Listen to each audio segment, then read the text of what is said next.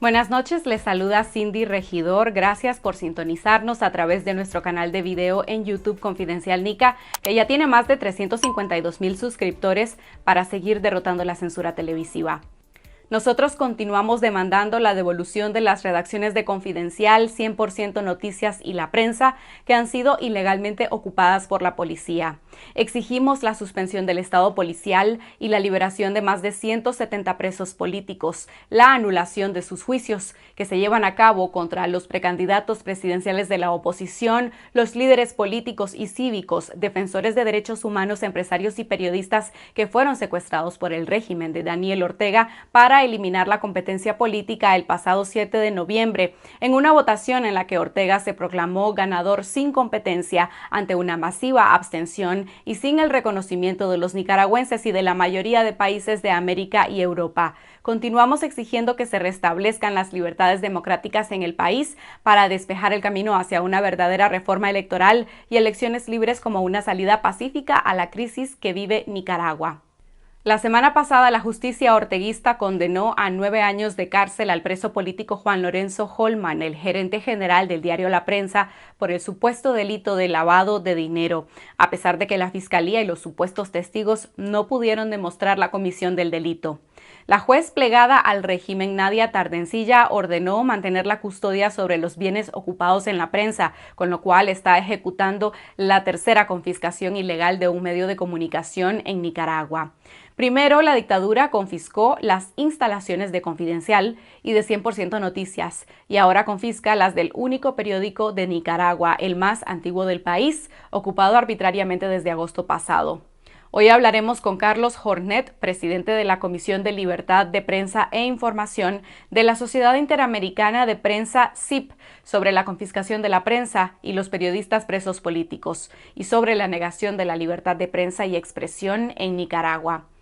Les tendremos una entrevista con la periodista María Lili Delgado acerca de su exilio tras la persecución en su contra por parte de la Fiscalía y el encarcelamiento de otros periodistas, comentaristas y defensores de la libertad de prensa y los retos del periodismo bajo dictadura en Nicaragua. Además, conversaremos con el politólogo Alberto Cortés Ramos, director de la Cátedra Centroamérica de la Universidad de Costa Rica, acerca de los resultados de las elecciones presidenciales en Costa Rica el pasado domingo 3 de abril, que dieron el triunfo en segunda vuelta al economista Rodrigo Chávez, candidato del Partido Nuevo Progreso Social Democrático. También abordaremos las condenas a los presos políticos de Cuba por participar de las protestas del estallido social de julio de 2021. Entrevistaremos a Giselle Murphy de la Organización Defensora de Derechos Humanos y de Asesoría Jurídica Cubalex. Y al final del programa, la caricatura animada y comentada de PX Molina, el caricaturista de Confidencial. Empezamos con el reporte de las noticias del día.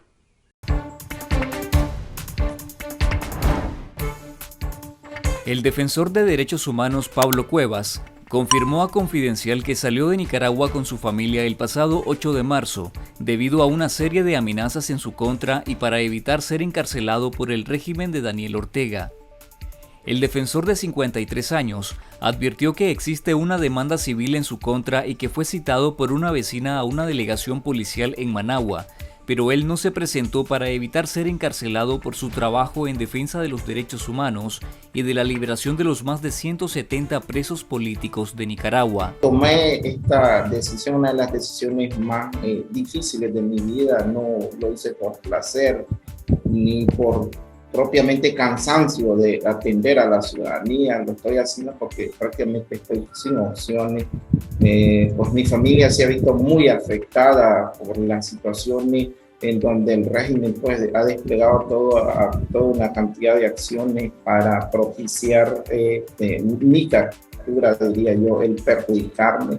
Cuevas, quien durante 23 años trabajó como asesor legal en la Comisión Permanente de Derechos Humanos CPDH, relató que desde hace varios años es víctima de toda clase de amenazas, pero estas se intensificaron durante el segundo semestre del año pasado.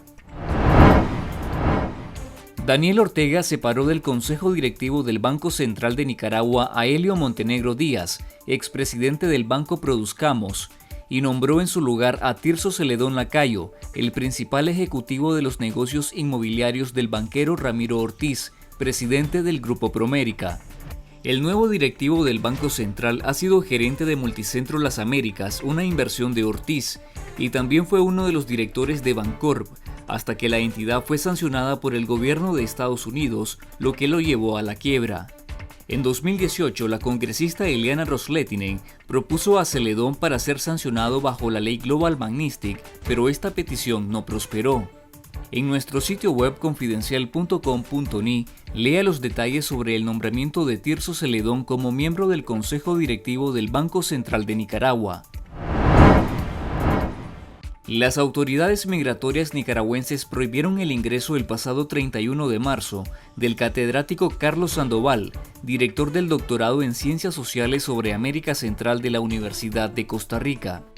El profesor intentó entrar a Nicaragua a través de la frontera terrestre de Peñas Blancas en Rivas, pero una agente migratoria le notificó que no podría entrar porque supuestamente no había entregado la información requerida de sus contactos dentro del país.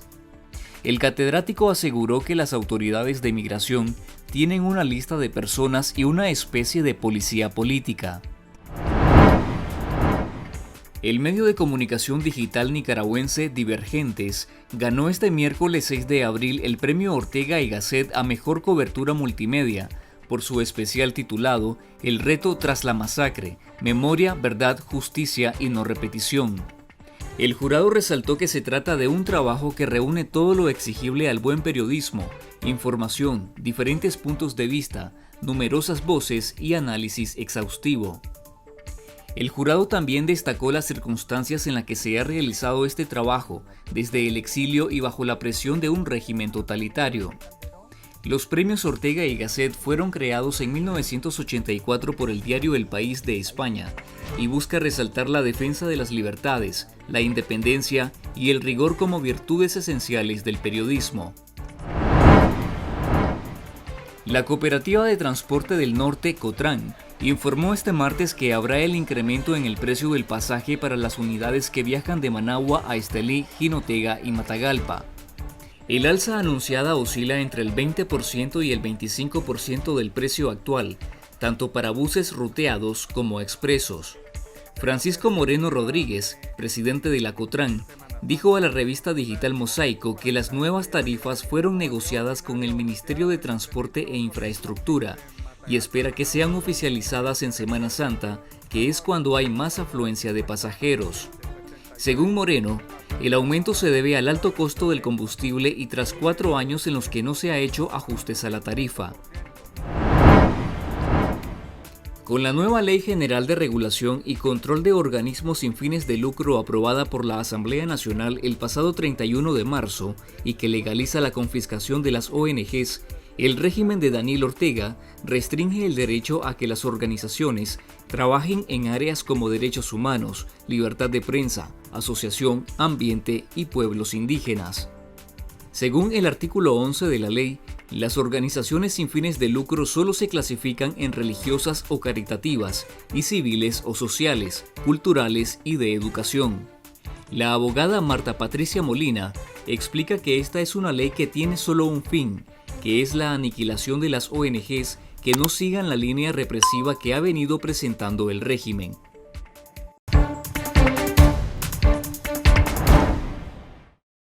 Estas son las noticias que tuvieron más impacto en este día. La condena al preso político y gerente general de la prensa Juan Lorenzo Holman es solo el más reciente atropello a la libertad de prensa bajo la dictadura Ortega Murillo en Nicaragua. Con esa condena se ordenó además la confiscación ilegal de las instalaciones del único periódico y el más antiguo del país, ocupado arbitrariamente por la policía desde agosto pasado. Hablamos sobre este tema con Carlos Jornet, presidente de la Comisión de Libertad de Prensa e Información de la Sociedad Interamericana de Prensa, SIP, y sobre la reunión semestral en la que abordarán la crítica situación de Nicaragua junto con familiares de varios de los presos políticos. Veamos lo que dijo.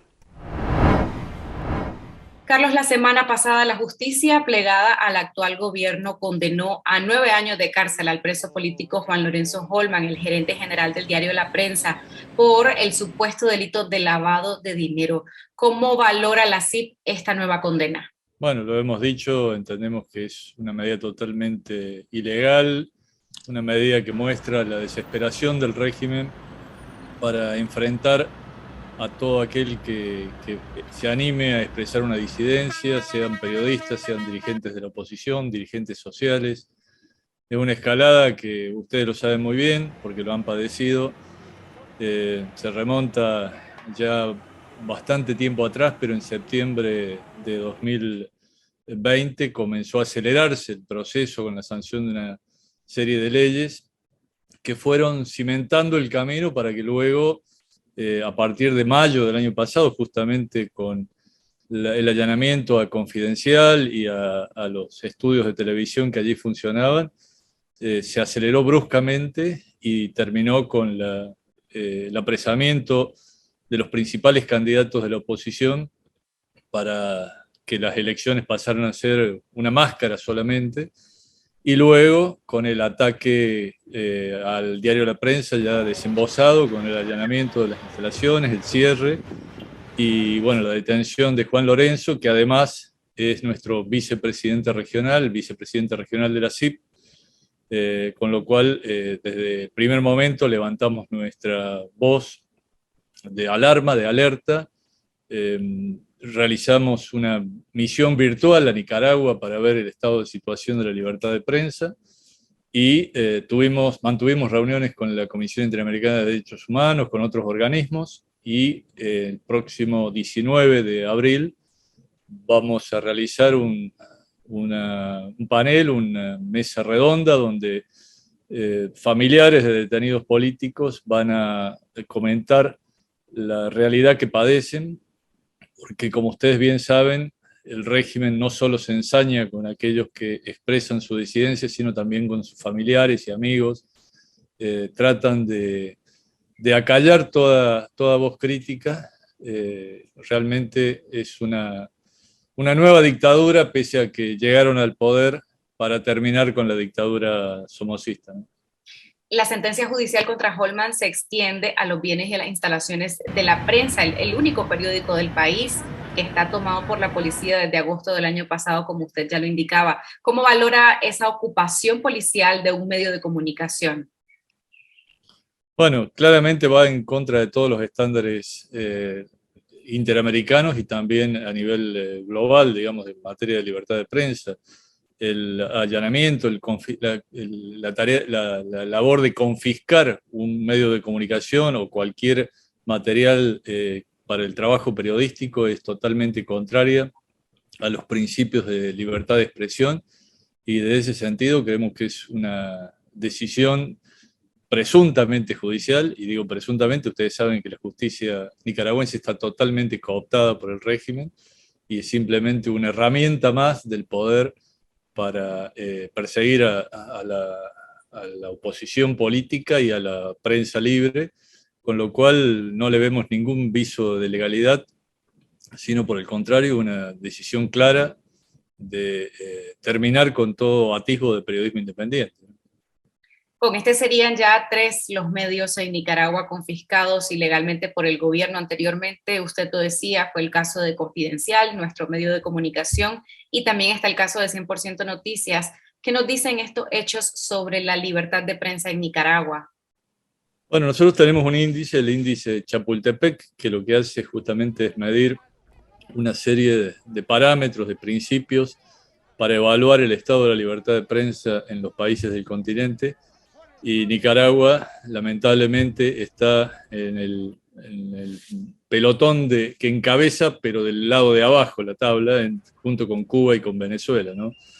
Es decir, países donde no existe directamente la libertad de prensa, la libertad de expresión, y creemos que esto no va a ser posible revertir en el corto plazo, porque con la última reelección del matrimonio Ortega-Murillo se han consolidado en el poder, y lamentablemente creo que lo que viene, si no hay una reacción firme de la comunidad internacional, es más represión, menos libertad y más persecución al periodismo.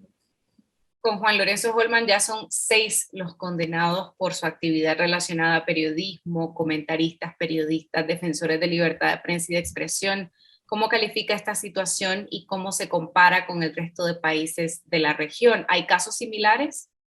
Bueno, evidentemente hay muchos gobiernos que intentan, digamos, enfrentar o confrontar con el periodismo, pero son pocos los países, afortunadamente, donde ese enfrentamiento llega a niveles tan desembosados como los que practica el régimen orteguista, ¿no? Con una justicia que en realidad solo hace un simulacro de juicios porque muchas veces los detenidos ni siquiera pueden tener contacto con sus abogados o los abogados pueden tomar contacto con el expediente muy sobre la fecha de inicio del juicio, donde los juicios son a puertas cerradas, donde se realizan rápidamente sin exhibir claramente las pruebas. Esto mismo que pasa en Nicaragua pasa desde hace años en Cuba y pasa también en Venezuela. Es decir, nosotros decimos que es una suerte de triángulo de las Bermudas, es decir, entre esos 3 países la libertad de prensa ha naufragado totalmente y realmente no se puede ejercer un periodismo con libertad, un periodismo que promueva el debate ciudadano, que promueva el control de la cosa pública, digamos, del funcionamiento del Estado. Entonces, bueno, claramente eso lleva a menos institucionalidad, lleva a menos democracia y lleva a un régimen mucho más autocrático, que es lo que está viviendo hoy Nicaragua, con un barniz de democracia porque se realizan elecciones, pero son elecciones totalmente amañadas, donde la oposición no puede presentar sus candidatos en forma libre, y donde, bueno, ustedes lo conocen también muy bien, ha habido un altísimo nivel de abstención porque mucha gente descree de las elecciones y lo descree con total razón, ¿no? Mencionaba usted esta próxima reunión en la que van a invitar a los familiares de los presos políticos. ¿Cuál es el objetivo?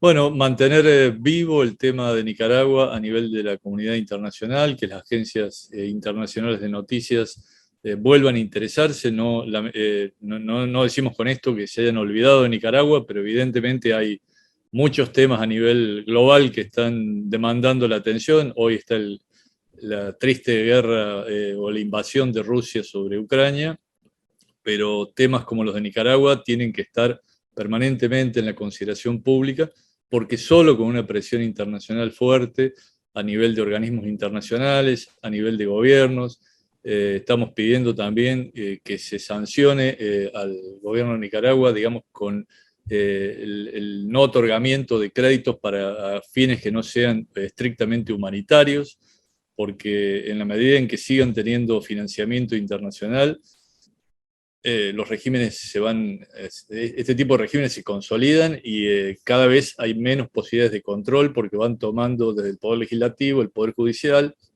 y todo el resto de los órganos de control. Y cuando hay una oposición desmantelada, porque muchos dirigentes políticos han tenido que huir del país o fueron encarcelados, es muy difícil que pueda, por la vía democrática, recuperarse la ciudadanía, la institucionalidad. La periodista nicaragüense y corresponsal de medios internacionales María Lili Delgado anunció su exilio en Estados Unidos después de que la Fiscalía del régimen iniciara un proceso de investigación en su contra en el caso de la Fundación Violeta Barrios de Chamorro. Mi colega Elmer Rivas conversó con María Lili sobre las razones de su exilio, la criminalización de la libertad de prensa y de expresión y los desafíos del periodismo en Nicaragua. María Lili, gracias por esta entrevista. El fin de semana pasado anunciaste tu exilio en Estados Unidos. ¿Por qué tomaste esa decisión? Porque todo es un proceso y porque yo también quiero seguir haciendo periodismo, ¿verdad? Como muchos de mis colegas, pero también como decenas de colegas, pues nos hemos visto forzados a salir, ¿verdad? Ante en mi caso, pues ante medidas represivas que impuso la Fiscalía del régimen de Ortega y Murillo, ¿verdad? Que prácticamente pues me prohibían pues reportear en las calles de Nicaragua, como fue la prohibición de salir o de asistir a lugares y y reuniones públicas. Pues eso es entre líneas, lo que vivimos en Nicaragua. Eso es una prohibición para reportear en las calles de Nicaragua. En mayo de 2021, la Fiscalía te citó para comparecer ante el Ministerio Público como testigo en contra del caso de la Fundación Violeta Barrios de Chamorro, pero pasaste de testigo a investigada. ¿Cuáles fueron las razones? Esa es una buena pregunta, creo yo, que tendría que responder la Fiscalía del régimen. Sin embargo, yo creo que realmente fue por haber demandado el derecho que tenía, ¿no?, de estar en la entrevista con un abogado. Eh, Sin embargo, ese derecho, pues en el caso mío, se me fue negado. María Lili, pero ¿a vos te persiguen por colaborar en algún momento con la Fundación Violeta Barrios de Chamorro o por hacer periodismo dentro de Nicaragua y como corresponsal para medios internacionales?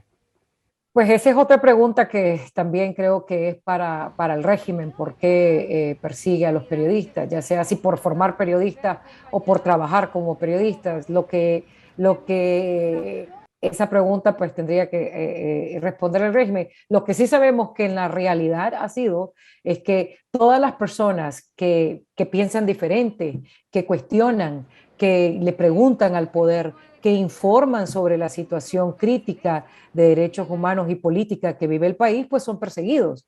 Todas las fuentes que nosotros consultábamos, Elmer, los expertos como Francisco Aguirre, Mauricio Díaz, entre muchos más, el politólogo Peraza, están en la cárcel por dar una opinión a la prensa independiente por pensar diferente. Y la prensa es perseguida precisamente por informar sobre una realidad que el gobierno trata de ocultar, una realidad como es la demanda de justicia de las madres de Abril, cuyos hijos fueron asesinados hace 4 años. Los periodistas han reportado y han hecho a través de diferentes reportes especiales que hoy estamos viendo, por ejemplo, como esta semana se está reconociendo con el distinguido premio Ortega y Gasset al periodismo 2022. Se reconoce el trabajo de Divergentes en un trabajo multimedia que precisamente aborda las muertes de más de 355 nicaragüenses durante el 2018, esa demanda de justicia y verdad, esa justicia transicional que en algún momento tendrá que registrarse en Nicaragua. 10 meses después, la dictadura condenó a penas que van de 8 a 13 años de cárcel en contra de los directivos de la fundación y sus funcionarios, Cristiana Chamorro, Pedro Joaquín Chamorro Barrios, Marco Fletes, Walter Gómez y el conductor Pedro Vázquez, todos ellos acusados de supuestos delitos de lavado de dinero y otros delitos conexos. ¿Cuál es tu evaluación de lo que ocurrió en este caso? Pues como sabemos, en este caso, como en todos los casos, la justicia, que de acuerdo a organismos internacionales, pues es parte del esquema represivo del régimen de Ortega Murillo, está condenando a inocentes. Y Cristiana Chamorro, junto con los extrabajadores de la Fundación Violeta Barrios de Chamorro, y así como Pedro Joaquín y el chofer de Cristiana Chamorro, son personas inocentes. Realmente los abogados han demostrado hasta la saciedad que no existe tal lavado de dinero. El mismo donante ha dicho de dónde viene, o los donantes han dicho de dónde viene el origen del dinero. Sabemos que lo que estamos presenciando en Nicaragua es la acusación y la condena hacia inocentes, entre ellos Cristiana Chamorro y todas las personas que hemos visto que se han condenado a partir de febrero de este año. Esta criminalización en contra de la Fundación Violeta Barrios de Chamorro, la persecución contra el periodismo que vos mencionás, ¿cómo afecta la libertad de prensa y de expresión en el país? Pues lo estamos viendo, primero lo vemos que ha forzado a más de 100 colegas, incluyéndome a mí, como decía en una presentación en Austin, pues a forzarte a salir de tu país, que es una de las decisiones más difíciles. Los periodistas queremos informar de nuestro país. Entonces, el forzar al periodismo al exilio. Luego, las leyes definitivamente de ciberdelitos al régimen estar condenando a ciudadanos por opinar diferente. Entiendo que hay al menos 14 ciudadanos que han sido condenados por la ley de ciberdelitos a más de 8 años de cárcel. pues esto es un mensaje que intimida a la población que no puede expresarse libremente. Entonces, eso ha obligado a la prensa independiente y a los periodistas a trabajar clandestinamente, de manera anónima. Yo decía en mi presentación en Austin, Texas, en un panel con periodistas de América Latina, donde realmente también se está criminalizando la libertad de expresión y la libertad de prensa, que en Nicaragua se está presentando una nueva forma de hacer periodismo de catacumbas, como han dicho algunos expertos y otros colegas. Lo único es que ahora se hace ese periodismo de catacumbas en línea y no en las iglesias, como se registró en la década durante la dictadura somocista. María Lili, el régimen también condenó a 9 años de cárcel y a una multa millonaria al gerente general del diario La Prensa, Juan Lorenzo Holman, por el supuesto delito de lavado de dinero, y está ejecutando una confiscación silenciosa del diario más antiguo del país, que es el diario La Prensa. Antes ya había oficializado la confiscación del canal 100% Noticias y de Confidencial. ¿Cuál es el impacto que tiene esto en la ciudadanía?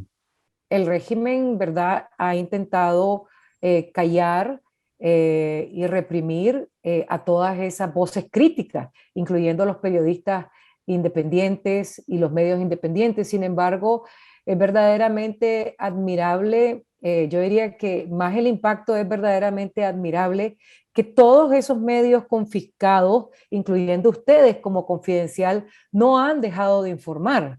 Entonces, el impacto más bien está en la población y en los periodistas que muy valientemente, a pesar de todos esos golpes duros, como es la confiscación de tu casa, de donde trabajas, de tu medio de comunicación, no se ha dejado de informar porque a la larga se han confiscado las salas de redacciones físicas de los medios de comunicación, pero no se ha confiscado las mentes ni el pensamiento crítico de los periodistas.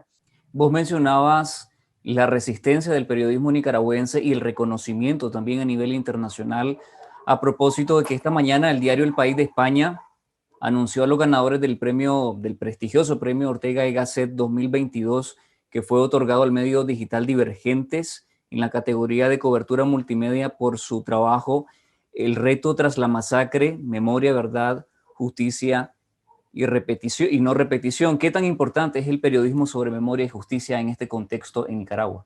Pues a veces es muy importante. Siento que a veces, y yo no sé si a vos te pasa, Elmer, cuando uno está informando o está haciendo un reporte y ves que quizás en el corto plazo no va a haber un impacto, pero sí sabemos que en el largo y mediano plazo estas investigaciones van a ser vital para hacer una justicia transicional en el país.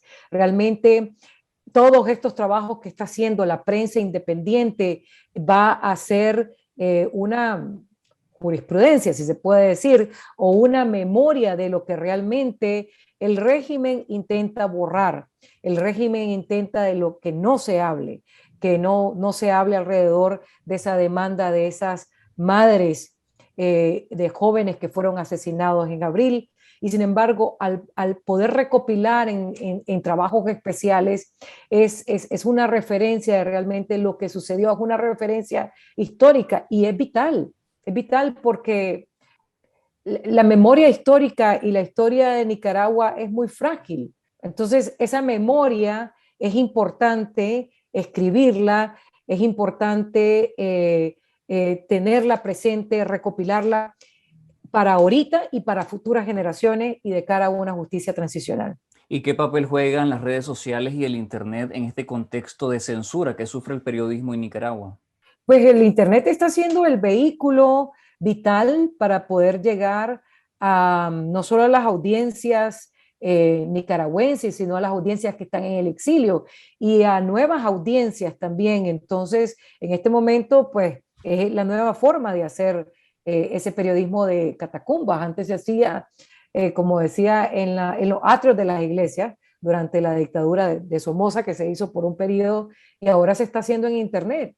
Ese social media es vital, pero sabemos que hay retos, ¿verdad? Porque a través de a través de las redes sociales también se utilizan ejércitos de troles para atacar, ¿verdad?, a esos periodistas independientes, a esos periodistas que continúan informando y de esos medios de comunicación independientes, pero sin embargo está siendo el vehículo para que la gente sepa también lo que está sucediendo en Nicaragua.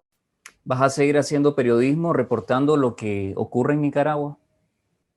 Sí, claro que sí. Yo siempre he dicho las razones por las que salimos, ¿verdad? Y queremos salir es porque queremos seguir haciendo periodismo desde donde estemos y seguir informando sobre esta crítica situación de derechos humanos que este abril va a cumplir ya 4 años.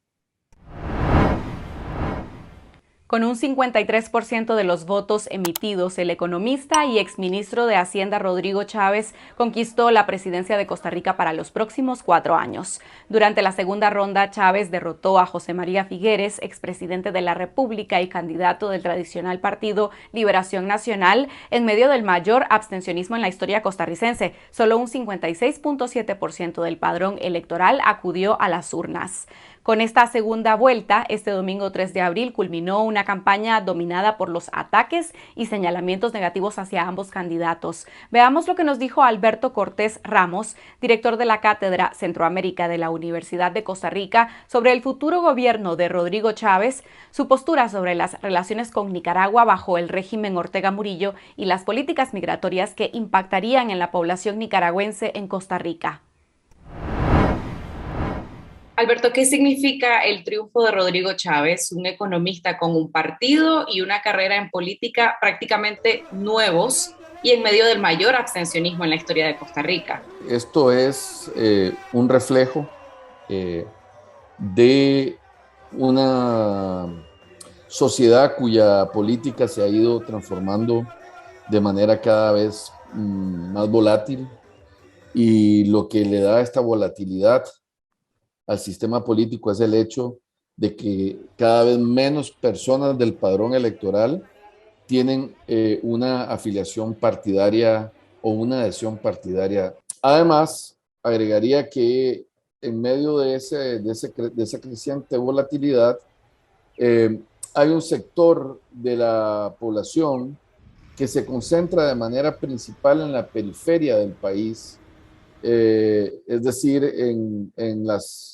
provincias costeras como Punta Arenas, Guanacaste, Limón, y los cantones de manera principal de las provincias de Alajuela y Heredia, que tienen una situación hay un malestar ahí instalado por un modelo de desarrollo que tiene ya varias décadas de estarse implementando, que de forma sistemática ha aumentado la desigualdad, la pobreza en esas regiones, en esas provincias y cantones.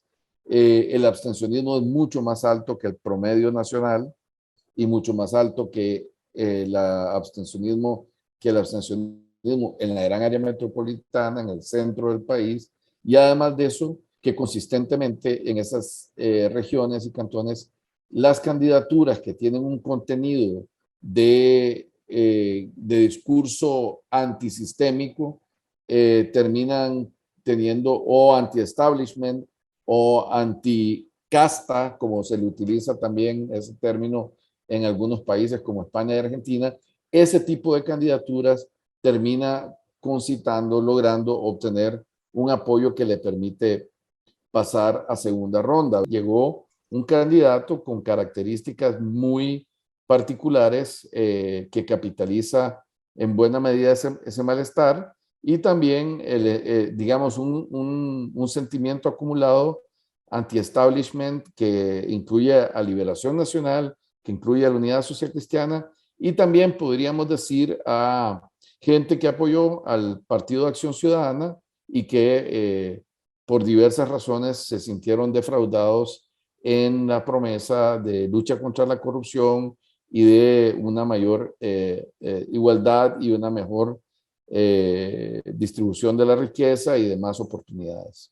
Durante la campaña a Chávez se le cuestionó por la sanción que le impuso el Banco Mundial cuando trabajó ahí como directivo por acoso sexual a subordinadas, también por el manejo de las finanzas de su campaña, mientras mantenía un discurso acerca de argollas en el poder, las élites. ¿Quiénes eligieron a Chávez basados en esa estrategia? Yo creo que, digamos, Cindy, no puedes sacar una conclusión de cómo fue que se votó y cómo fue que él obtuvo esa mayoría sin ver el otro lado. Incluso yo creo que hay que esperar, yo estoy esperando la encuesta que siempre hace el CIEP inmediatamente después de la segunda ronda para ver cómo votó la gente, porque, digamos, un interrogante que yo tengo es cómo votaron las mujeres. Hay que esperar para ver efectivamente cómo se distribuyó entre mujeres y hombres en la votación por edades. Habrá que ver cómo votó la dimensión etaria como un elemento importante para entender qué fue lo que canalizó en términos de representación y de representación emocional. Esta fue una elección muy emocional. ¿Qué fue lo que canalizaron, digamos, ambas candidaturas y las regiones que te mencioné antes, la dimensión geográfica? Pero a eso agregarle que una buena parte de la gente que votó por Chávez votó contra Figueres, ¿verdad? Y Figueres posiblemente no creció más por el rechazo que él arrastra desde años atrás por los cuestionamientos que se le hacen por el escándalo de corrupción en el que él estuvo involucrado, en el caso de Alcatel, y también por Liberación, que también tiene una serie de cuestionamientos por casos de corrupción, de tal manera que, si bien es cierto, Liberación intentó depositar la responsabilidad del enojo en la gestión del PAC, en realidad el enojo mayor no es contra el PAC, sino contra todos los partidos anteriores, que fue lo que hizo Chávez.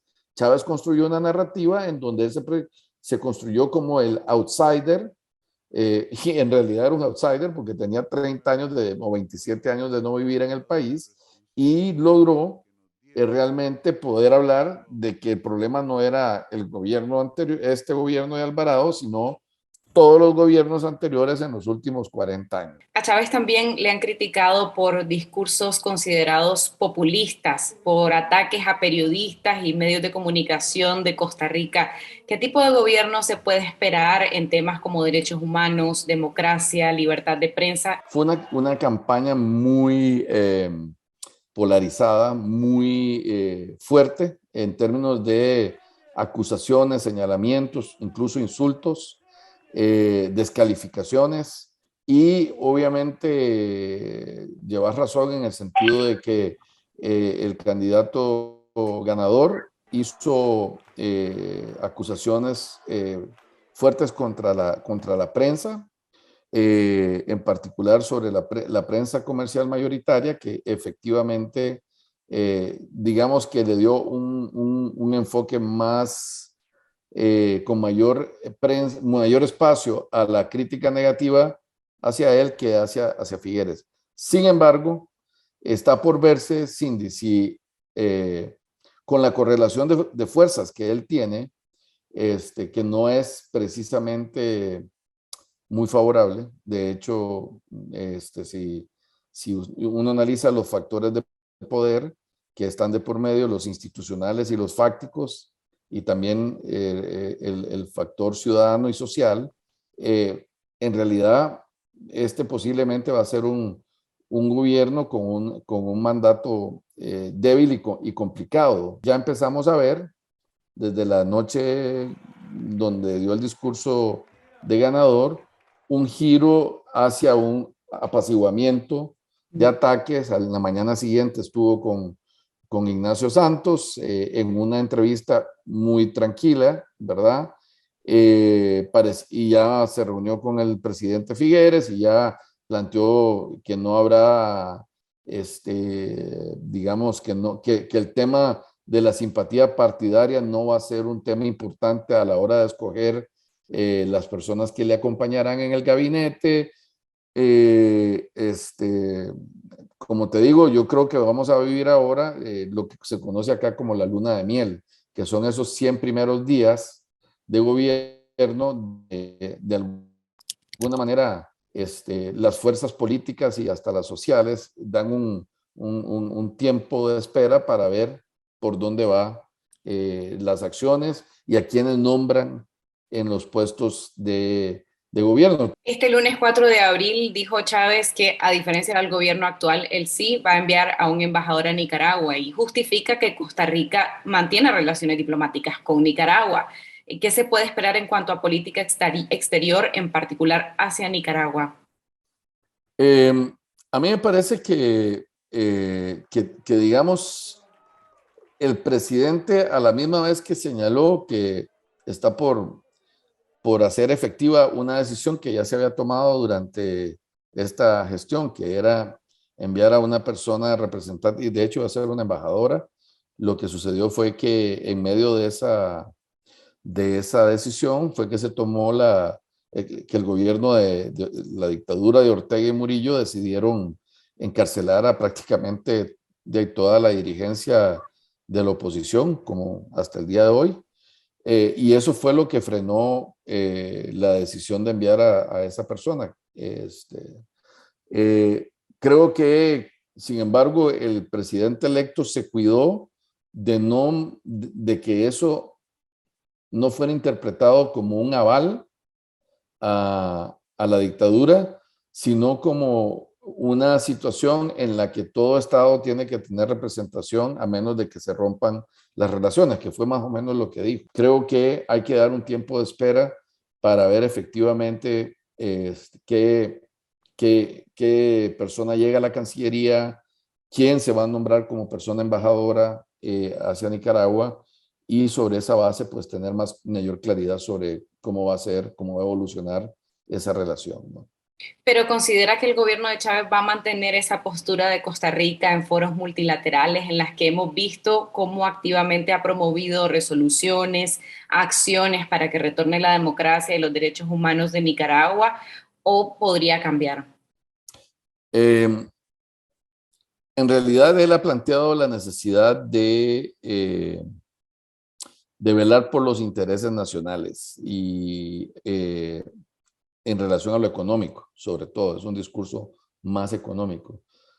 Ha hecho una mención a que se le dará la bienvenida a la población refugiada. La población refugiada viene huyendo de la dictadura, así que si se dice que se le va a dar la bienvenida, eso ya te da un indicio de que hay conciencia de que al otro lado hay un régimen que persigue a su ciudadanía y que la obliga a salir.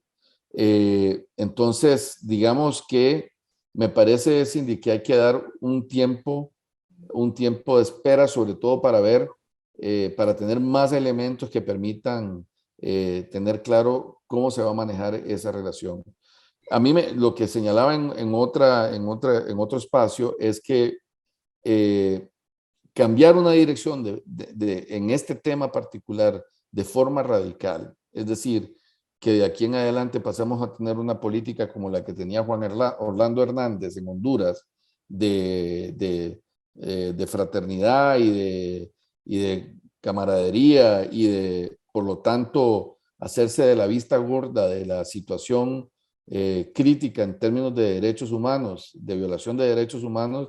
Creo que si esa fuera la ruta que siguiera el nuevo gobierno, eso tendría un costo político para el gobierno, porque sí es cierto que en este país hay una amplia mayoría que rechaza al orteguismo y en general a lo que se llama chavismo y socialismo del siglo XXI. ¿Y qué prometió Chávez en cuanto a políticas migratorias y cómo van a incidir en la vida de las decenas de miles de nicas en Costa Rica? En realidad no fue un tema central, ¿verdad? De la política electoral. Y a veces yo pienso que en buena hora que no lo sea, porque me temo que eso podría más bien activar una polarización xenofóbica, una construcción de chivo expiatorio que no es lo mejor para la buena convivencia acá, ¿no? Pero lo que sí señaló es que la población refugiada podrá venir y eso sí, pagando los servicios que se usan, etcétera, y los impuestos correspondientes. En realidad yo creo que eso fue un guiño tranquilizador en términos electorales, porque en realidad la población refugiada y la población migrante paga los servicios que utiliza. Tampoco dio luces de que se vaya a dar una gran transformación. Lo que yo sí señalaba es que ojalá que haya posibilidad de que el nuevo gobierno tenga espacios de interlocución con personas tanto que están trabajando sobre el tema migratorio acá, como con las mismas organizaciones de la población exiliada y refugiada y también de la población migrante, porque creo que hay aspectos de la política migratoria que se podrían mejorar y que incluso podrían facilitar una canalización de más recursos externos para poder mejorar la atención de la población refugiada, de la población migrante y estimular una inserción productiva que beneficie a la población local y a la población refugiada. ¿Cuál es el principal desafío de Costa Rica y cómo lo va a atender Chávez desde el Ejecutivo y con una bancada de 10 de 57 diputados en la Asamblea que es bastante fraccionada? Sí, yo creo que hay un tema, digamos, obviamente en este momento la problemática principal está determinada por, primero, la situación económica y la crisis de la que estamos empezando a tener algunos síntomas de recuperación, pero todavía tenemos pobreza muy alta, desempleo más alto que el que teníamos antes de la pandemia, aunque se ha reducido el desempleo, y creo que esos son temas urgentes. Pero hay un tema crítico, crítico, y es que este es un país que ha avanzado en la consolidación de derechos humanos importantes para a sectores de la población, y ahí es un desafío no para el gobierno, sino para la sociedad, que este tipo de derechos no debe ser temas, digamos, que después se reviertan y permitan, digamos, quitarle, digamos, derechos humanos a población que ya las tiene ganadas. Entonces, consolidar el Estado de Derecho, consolidar derechos humanos que se han venido aprobando en los últimos años, es un tema que a mí me parece que también es importante, no para el gobierno, no solo para el gobierno, sino para la convivencia de la sociedad costarricense. Así que, digamos, esperaría que haya suficiente lucidez, y también este es un país que tiene una sociedad civil activa, tiene una ciudadanía activa que se moviliza cuando considera que hay temas que podrían poner en riesgo lo que se conoce acá como el Estado Social de Derecho. Aquí tenés un factor de poder, es el gobierno, un factor de poder son los actores y agentes económicos, otro factor es la prensa, otro factor son los poderes formales del Estado, la Corte Suprema de Justicia, Tribunal Supremo de Elecciones, la Asamblea Legislativa, pero aquí también la ciudadanía juega un papel, y esperaríamos que eso sea tomado en cuenta, que haya mucho diálogo, que haya muchos espacios de escucha, porque creo que es parte del malestar y el reclamo que tiene la sociedad civil costarricense. Vamos ahora a conocer sobre los presos políticos en Cuba. Actualmente hay al menos 1.444 personas detenidas en el marco de las protestas de julio del año pasado, de las cuales más de 500 ya han sido juzgadas y condenadas a entre 6 y 30 años de prisión. Mi colega Alejandra Padilla conversó con Giselle Morphy del Centro de Información Legal Cubalex, organización defensora de derechos humanos y derecho internacional humanitario, sobre las recientes condenas en contra de los manifestantes pacíficos que participaron en las históricas manifestaciones en la isla. Muchas gracias, Giselle, por aceptar esta entrevista para Confidencial. ¿Cuántas personas presas políticas hay en las cárceles de la dictadura cubana? En este momento, hasta donde hemos podido verificar, tanto el Grupo Justicia 11J como Cubalex y otros miembros de la sociedad civil, como periodistas independientes y demás, se encuentran en detención aproximadamente 1.444. Al menos de estos 757 continúan privados de libertad. Se han notificado al menos 396 sentencias de 537 personas que han sido juzgadas, tanto en juicios ordinarios como en juicios sumarios, y 4 personas de estas han sido absueltas. Me refiero siempre con que al menos, porque recordemos que en Cuba no hay transparencia, no hay acceso a la información, por lo tanto nosotros dependemos exclusivamente de la información que nos ofrecen las víctimas y sus familiares para poder documentar todas estas violaciones de derechos humanos.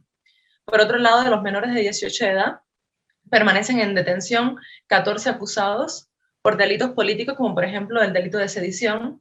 22 han sido juzgados, 6 están pendientes a juicios y 4 están todavía en proceso de verificación por parte de nosotros.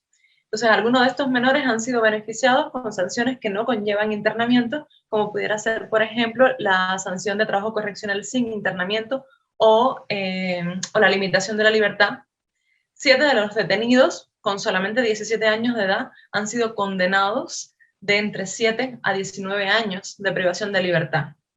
El 16 de marzo, el Tribunal Supremo de Cuba dio a conocer condenas que van desde los 6 hasta los 30 años de prisión para 128 manifestantes acusados por el supuesto delito de sedición y hurto. ¿Cuáles son los argumentos del gobierno para justificar estas condenas? Bueno, pues los argumentos que nosotros hemos podido ver en las sentencias, pero además que lo se pueden ver en todos los discursos propagandísticos oficialistas, son los mismos de siempre, ¿no? Básicamente, pues la seguridad nacional, el orden político, económico, constitucional de Cuba, o sea, el orden socialista que refleja la Constitución. Incluso el presidente Díaz-Canel en su discurso hizo un llamado a una guerra civil utilizando como recurso legitimador el artículo 4 constitucional, que es un llamado a las armas para aquel que intente ir en contra del orden constitucional y socialista establecido. Y por los delitos de sedición, básicamente esta es la esencia. Y por eso es que están utilizando estos argumentos, están utilizando argumentos como que son pagados por el imperialismo, que son personas que están en desacuerdo con el proceso revolucionario, pero además cifras incluso que dicen que les están pagando, que así los dicen las sentencias ridículas. ¿Cuáles son algunas de las pruebas que la Fiscalía de Cuba ha presentado en contra de los manifestantes pacíficos detenidos? Bueno, pues las pruebas que ellos están utilizando, yo ni siquiera les llamaría pruebas, ¿no? Son evidencias, pero no prueban un hecho delictivo, por lo que decía, la naturaleza misma de las manifestaciones no es delictiva. Entonces, ellos utilizan a los testigos, por ejemplo, te ponen una lista de 7 testigos, y los 7 testigos son oficiales del MINIC. Son los mismos oficiales que estaban allí, supuestamente en el cordón, protegiendo, o sea, supuestamente que ellos debían proteger a los manifestantes, pero fueron los mismos oficiales que reprimieron, que golpearon, que asesinaron, que pusieron a los perros a que mordieran a la ciudadanía. Entonces son estos perpetradores de derechos, violadores de derechos humanos, los que ellos están utilizando como testigos. Pero no solamente eso, los jueces se le están creyendo totalmente, y así lo dicen, que no hay cabida a duda para creer en cada uno de estos testimonios que forman parte de lo mismo, o sea, la parte del Estado que tiene la carga de la prueba, que tiene la acción penal en sus manos, como la Fiscalía. O sea, todo esto forma parte del mismo sistema y es lo que los jueces están utilizando para decir que sí, que ellos creen en eso. Por otro lado, hay otros medios de prueba que son, por ejemplo, los videos, las fotografías, los testimonios que las salvan de las redes sociales. Y pues con estas imágenes y, por ejemplo, con un certificado del Registro Único de Población en Cuba, lo que hacen es decir que esa persona que se certifica que es fulano de tal, es la misma persona que aparece en los videos, que aparece en las fotos. O sea, que lo que hace es demostrar simplemente la presencia física del sujeto en el lugar, cosa que nadie niega. O sea, nada de esto tiene un valor probatorio suficiente para poder decir que ellos son comisores de delito. ¿Qué irregularidades se han presentado en los juicios contra los manifestantes pacíficos en Cuba? los presionan, los amenazan para que ellos asuman una culpabilidad que no tienen. Hemos tenido también denuncias, por ejemplo, durante el proceso de que a los acusados, a los imputados, no les están dando las conclusiones provisionales de manera oportuna, no les están dando acceso a esa información para que ellos puedan defenderse de manera oportuna, sino que los engañan. Por ejemplo, hay un caso donde una de los familiares obtuvo la sentencia y cuando le dice al abogado, mira, a otro de los coacusados le dieron la sentencia porque tú no tienes la sentencia, yo quiero ver lo que tú estás haciendo, el abogado le dice que va al tribunal y que en el tribunal la respuesta que le dan es que hasta que los otros acusados que no tengan abogados designados no designen abogados o se les nombre uno de oficio en su defecto, ellos no le van a entregar las conclusiones provisionales, cosa que es completamente ilegal. ¿Cuál ha sido la reacción de la población ante estas condenas? Primero, estamos viendo que las personas están teniendo un poco más de conciencia de la importancia de denunciar. Y esto es un gran paso de avance, ¿no? Con cómo utilizan la tecnología de la información para las denuncias, para exhibir los rostros de aquellos agentes del Estado que están violando sus derechos. Eso es un paso. Lo otro que hemos visto es los niveles de solidaridad con los familiares de los manifestantes, tanto en ayudas como comidas, en ayudas como recarga de celular, en acompañamientos, en asesorías de personas que tienen un poco más de conocimiento de materia de derecho y les están acompañando. O sea, estas son algunas de las acciones, pero además también la presentación de recursos, por ejemplo, como recursos de habeas corpus, que no habíamos visto tantos recursos de habeas corpus presentados ante esto, porque pues la falta de credibilidad que tiene en el sistema de justicia y que es lógico y que nosotros todo el tiempo estamos informándole a las personas acerca de la necesidad de denunciar, de agotar los recursos internos.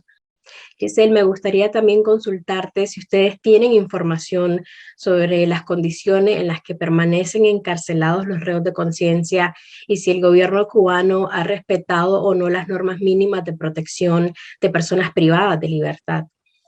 Te decía al inicio, o sea, las prisiones en Cuba en sí mismas son denigrantes, o sea, son una forma de tortura. No hay agua, no hay comida, les dan muy poca comida, la comida en condiciones que prácticamente no se pueden ni comer. Utilizan técnicas de tortura como la bicicleta, como la shakira, como el racimo de plátano, como las celdas de aislamiento de manera injustificada. Uno de los detenidos, por ejemplo, lo metieron en una celda de aislamiento por tatuarse patria y vida. O sea, un hecho de libertad de expresión que simplemente lo estás haciendo en tu cuerpo, o sea, ni siquiera lo escribiste en una pared y que te coloquen en una celda de aislamiento sin comer, en un espacio extremadamente limitado. O sea, son disímiles las formas de tortura que ellos utilizan y sobre todo las torturas psicológicas, las amenazas, las intimidaciones, para que incluso se vayan del país, como por ejemplo pasó con el caso de Esteban Rodríguez, que estaba en prisión, lo que Esteban Rodríguez estaba a raíz de las manifestaciones de Obispo y la forma en la que lo presionaron y al final finalmente lo sacaron y lo expatriaron de manera forzada ellos mismos, o sea, violando sus propias leyes. El Independiente Observatorio Cubano de Conflicto divulgó este lunes un informe donde se registran 232 protestas en Cuba para el mes de marzo. ¿Cuál ha sido la respuesta del gobierno ante la continuidad de las protestas en la isla? Bueno, pues el gobierno responde con las mismas tácticas que ha utilizado siempre, no es nuevo, solo que ahora, gracias a las tecnologías de la información, se pueden visibilizar, se pueden denunciar mucho más, pero son actos de hostigamientos, multas completamente arbitrarias, citaciones policiales también de manera indiscriminada, injustificadas, incluso con citaciones ilegibles, o sea, que tú no puedes saber ni siquiera para qué te están citando, donde no ofrecen ellos, no cumplen con los requisitos de las citaciones que tienen que cumplirse dentro de su obligación de transparencia. Las amenazas son constantes, las amenazas con la familia, las amenazas con los hijos, incluso hasta de quitarle la responsabilidad paterno-filial o quitarle la patria potestad como estaba antes. Los exilios, o sea, los presiona, básicamente las opciones que le dan son opresión o exilio, ¿no? y las personas entonces no tienen forma de elegir, los expulsan de sus países. Las viviendas sitiadas también, muchísimos, le ponen a unos oficiales allí a que los vigilen hasta 24 horas del día, no los dejan salir porque simplemente ellos no quieren que salga, y esa es la justificación que se dan, y los vemos con los periodistas independientes que están dentro de Cuba. Y ahora veamos la caricatura animada y comentada de nuestro caricaturista PX Molina. Hola gente, hoy trataremos de hacer algo distinto, una clasificación herpetológica del FSLN. Echaremos un vistazo al estanque de la dictadura para clasificar algunos de sus especímenes más lechosos. Es decir, no hablamos del típico trabajador estatal forzado a gritar se queda y donar un buen tuco de su salario cada mes para la causa. Hablamos de los anuros que hasta cuando roncan croan. Entre ellos están los históricos.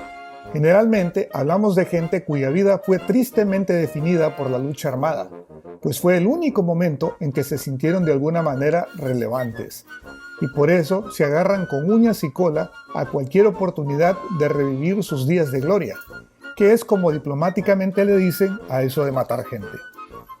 Los orteguistas.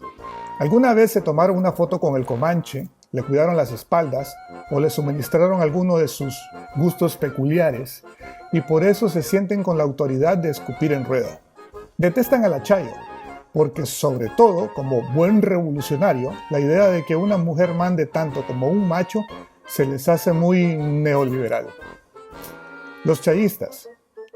Chavalada, agarrabara y multiusos. Son los PTM de la señora de los chanchullos. Sirven de relleno para fotos, guardaespaldas, paramilitares, troles, mandaderos, pasaagua, chinean micrófonos y pedicuristas de la primera dama. De esto último no tengo pruebas, pero tampoco dudas. Las bases. Le dicen la base por no decirle el bagazo.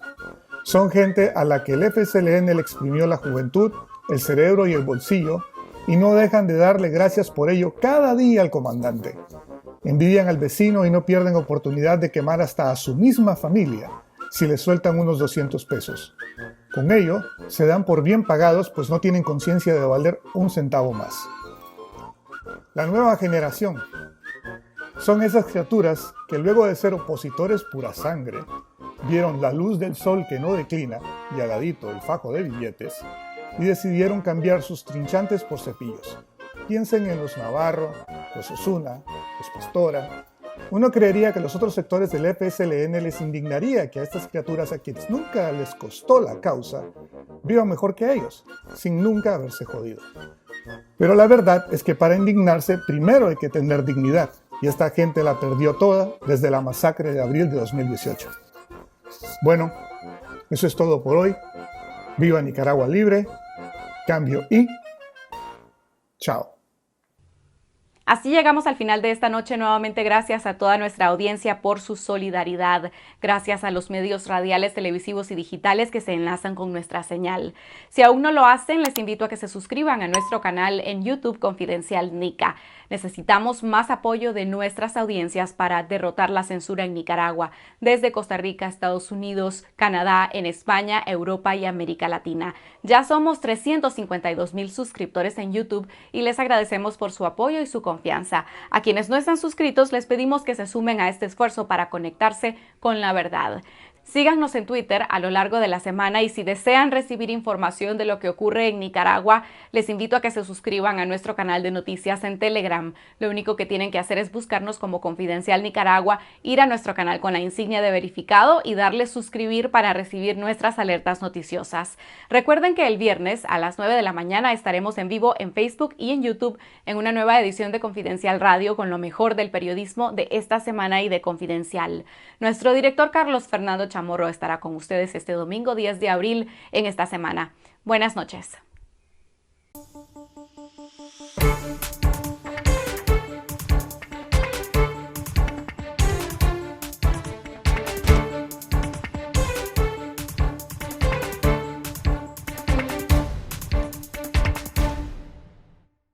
Con la verdad.